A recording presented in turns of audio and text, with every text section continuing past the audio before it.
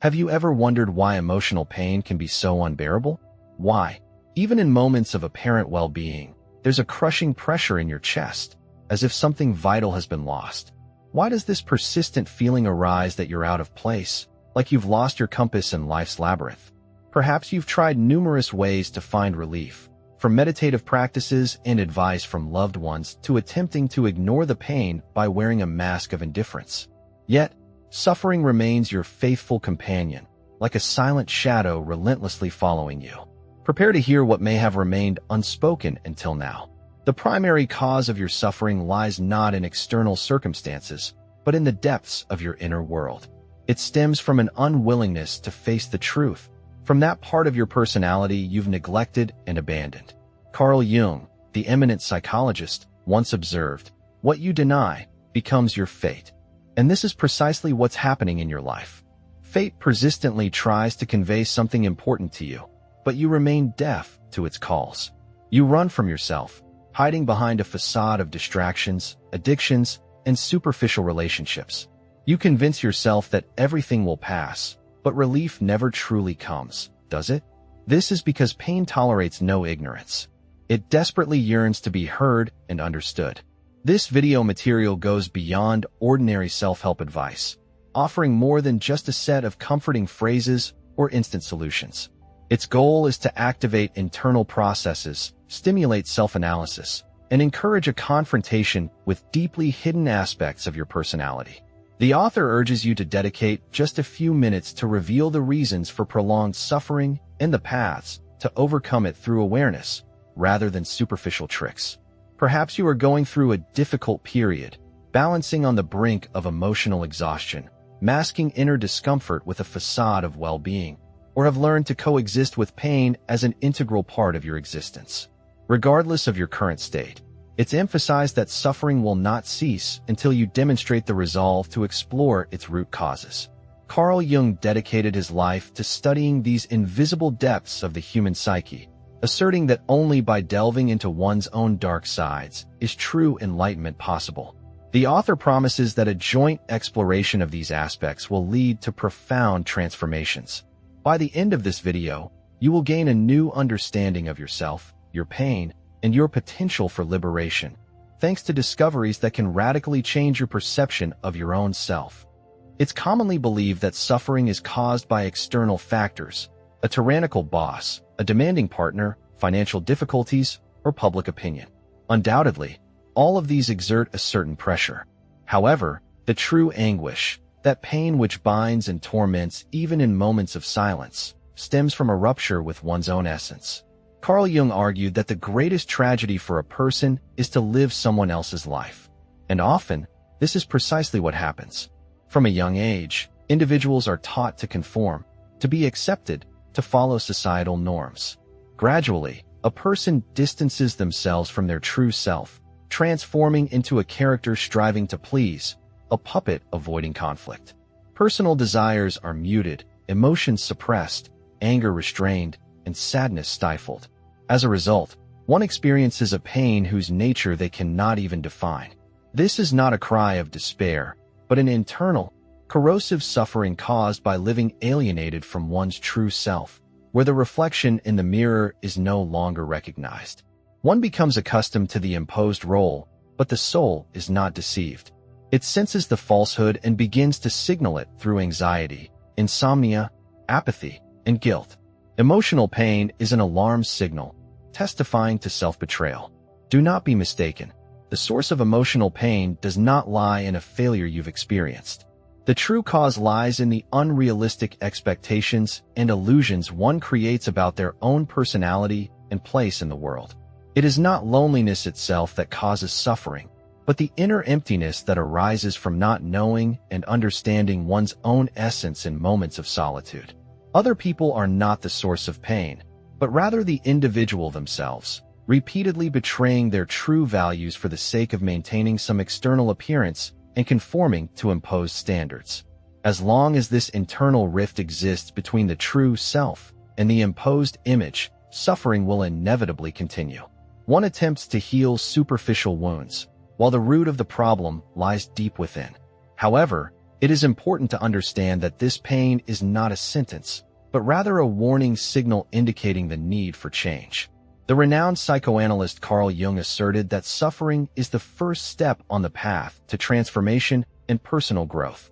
Pain serves as a kind of guide, pushing one to return to their true self. This return begins by ceasing to run from oneself and by being willing to listen to one's inner voice, to what has been buried under layers of social masks, drowned out by external noise, and forgotten in the hustle of daily life. Next, we will discuss the most dangerous, yet most liberating force of the human psyche, that part of the personality one fears most, but which holds the key to healing. Jung called this part the shadow. To end suffering, one must get to know their shadow and accept it. If this material resonates with you, the author encourages readers to support the channel by subscribing. The desire to eliminate suffering often turns into a fruitless struggle with its manifestations: anxiety, guilt, anger, sadness. People tend to perceive these feelings as enemies, as flaws to be eradicated. However, paradoxically, the true source of distress lies not in the external world, but in the depths of one's own self, in that part of it that remains hidden from conscious perception. Carl Jung called this dark side of the human psyche the shadow. Make no mistake, everyone has a shadow. It is a collection of repressed, hidden, and denied aspects of the personality. Unacceptable desires, forbidden emotions, restrained anger, carefully concealed sexuality, ambitious aspirations masked as modesty, and fears one doesn't even want to admit to oneself. The shadow is formed from those traits and qualities that a person did not want or could not accept within themselves. But they do not disappear. They continue to exist in the hidden corners of the subconscious. And the longer one ignores their shadow, the more power it wields over them. Sudden outbursts of anger, inexplicable sabotage of promising opportunities, the destruction of healthy relationships under the influence of uncontrollable impulses. All of these are manifestations of the shadow in action. It subtly infiltrates thoughts, manipulates emotions, influences decisions, all while remaining unnoticed.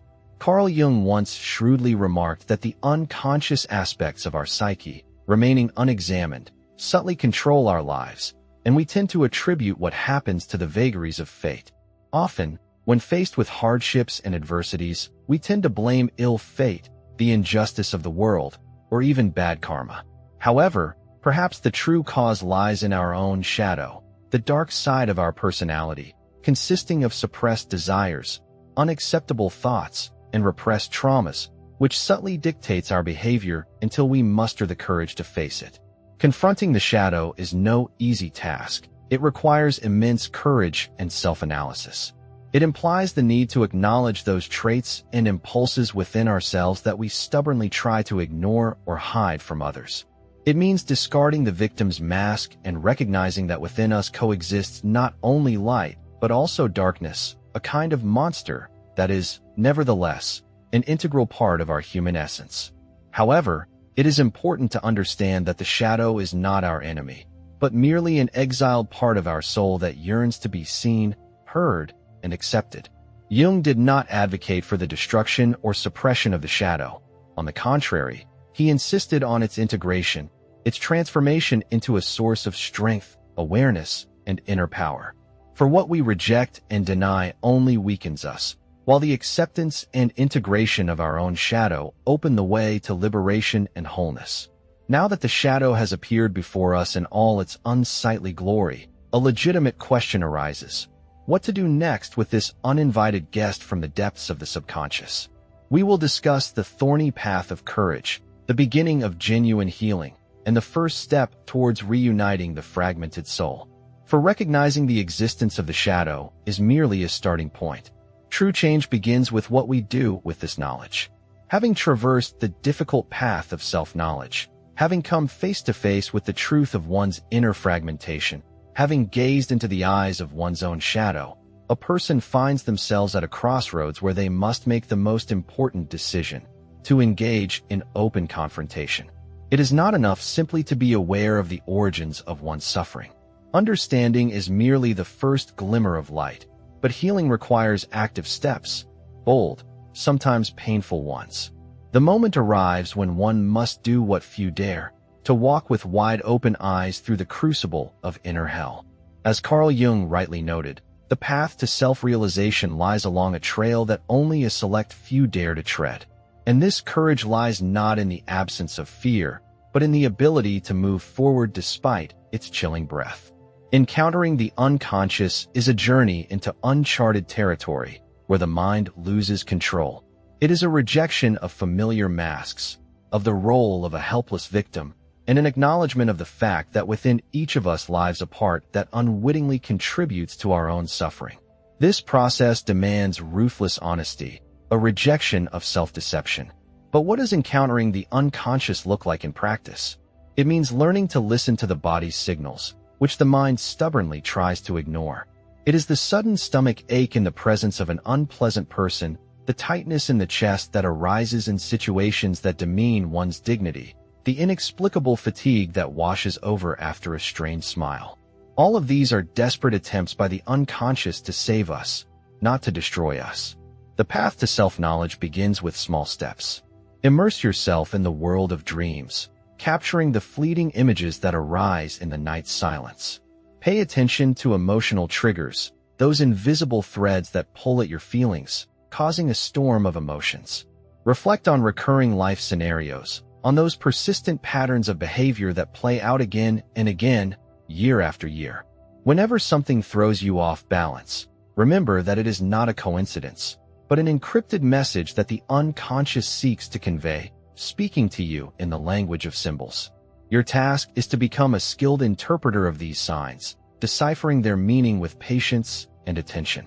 It is important to approach this process without haste or judgment, with an open heart and a willingness to hear the truth about yourself.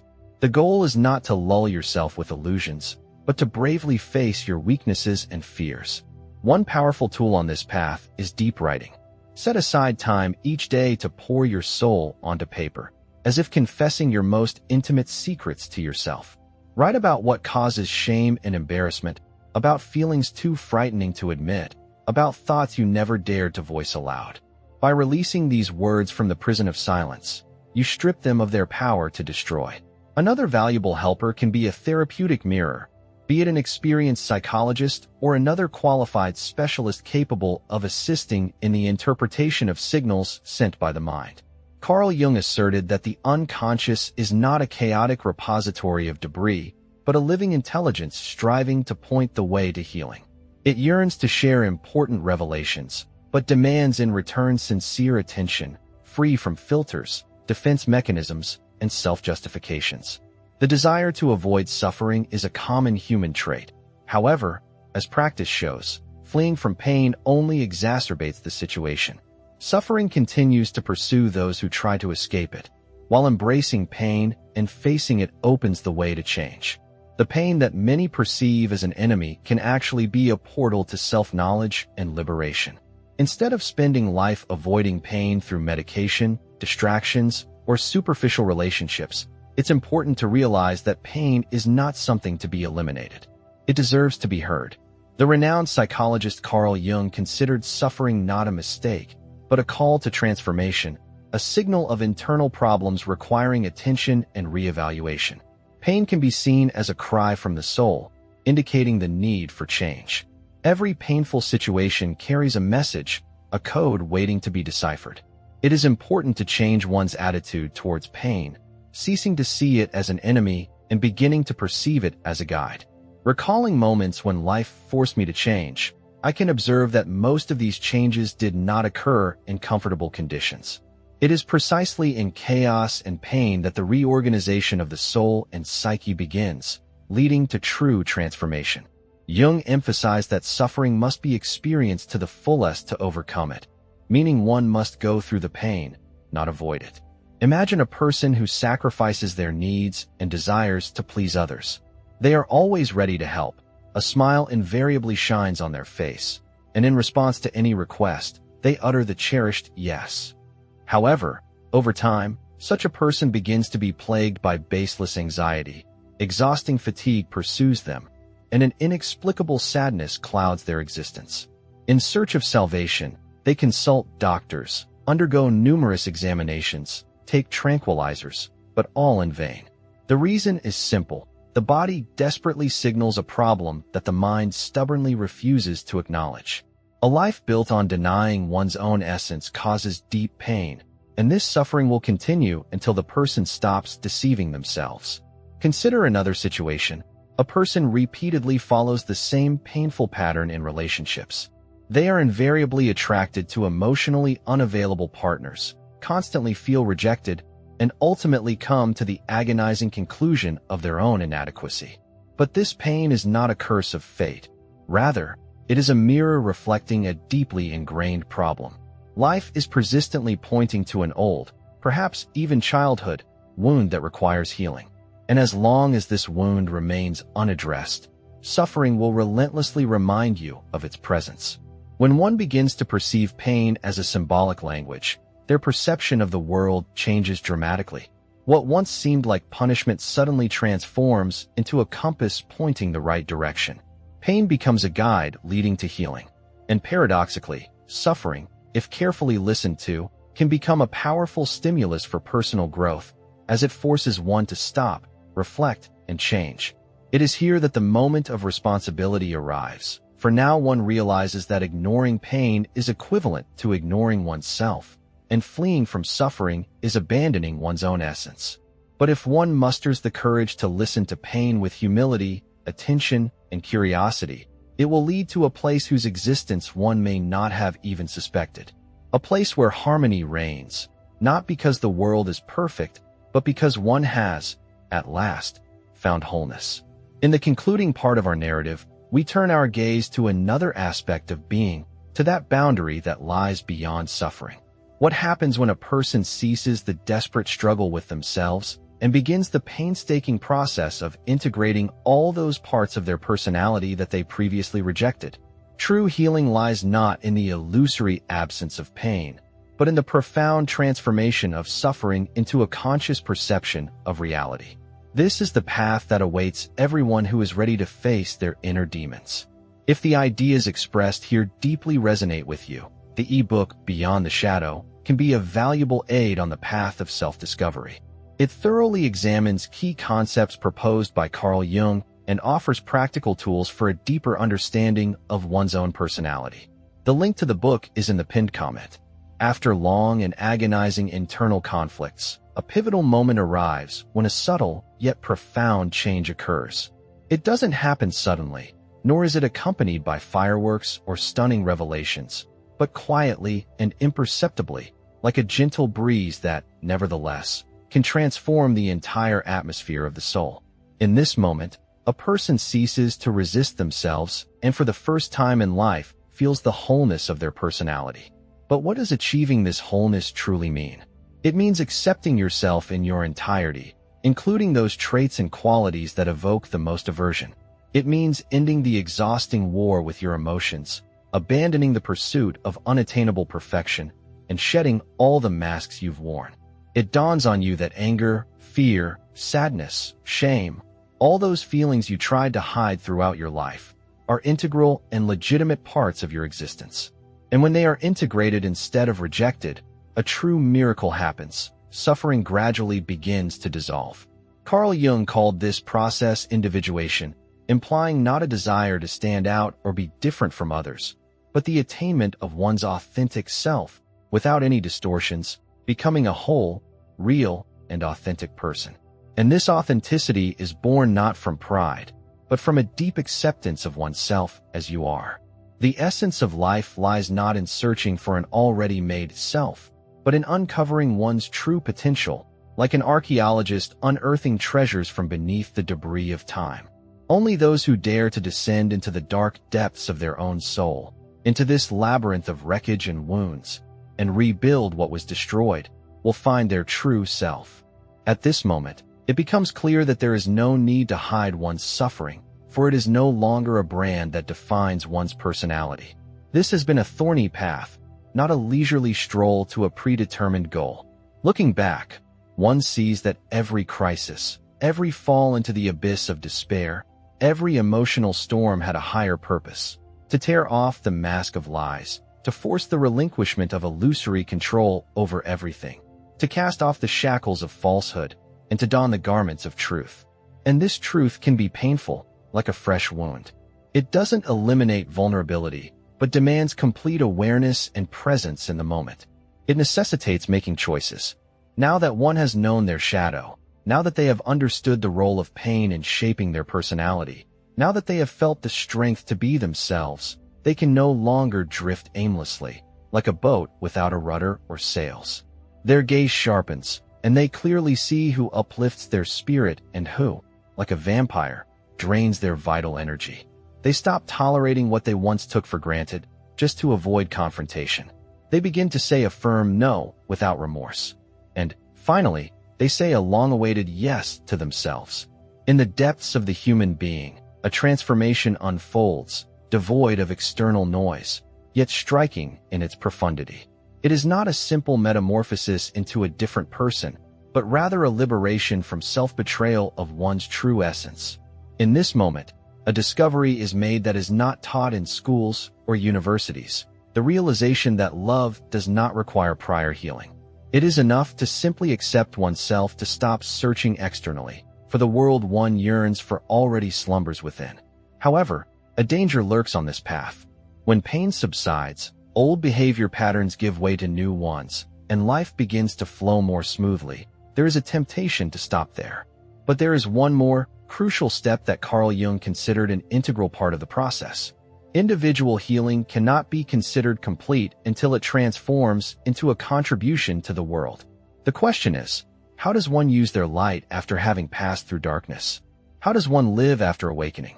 The final stage of this journey is dedicated to the conscious choice to live differently, not just to survive, but to exist with purpose, awareness, and responsibility. After rebirth, life presents new demands. One can no longer pretend not to understand. They have heard every word, felt every truth pierce them like a blade, and yet remained true to themselves. This fact already sets them apart from the crowd, for most flee from the truth when it begins to hurt, preferring to remain in a state of slumber. But the hero of this story did not turn away. They stayed, and now a choice opens before them: to continue repeating old, destructive patterns, or to take control of their life and consciously build their existence. It doesn't matter what adversities one has faced in the past or what wounds they have sustained. What truly matters is how they utilize that experience in the present. For the pain they have carefully held for many years can transform into a mighty force. That very emptiness they desperately try to fill with everything imaginable can turn into a fruitful silence, granting clarity of thought. And the traumas that left an indelible mark are not destined to become a prison cell, binding their movements. They can serve as a starting point for achieving true freedom. However, one important point must be realized: awakened awareness has its price. Once having seen the truth, one can no longer turn away from it. Ignorance is no longer a safe haven. Fate has called them to live on a different level, one that demands responsibility. Now they have no right to betray themselves, to settle for less than they deserve, to hide behind a mask of excuses, or to succumb to the power of old fears. There's no need to wait until you're fully ready, for no one is 100% ready. You only need to make the decision, to live consciously every day, to look at yourself with steadfastness, compassion, and truth, and most importantly, to act. For knowledge not supported by action is merely another form of self-deception. As Carl Jung asserted, individuation, the process of becoming a whole person, is a lifelong journey. And perhaps today was the first truly significant step on that path. Perhaps for the first time, one realized that they are not broken, but in the process of creation, in a stage of building. And the suffering that befell them was not a punishment, but a call, a cry from the soul, pleading for a return home.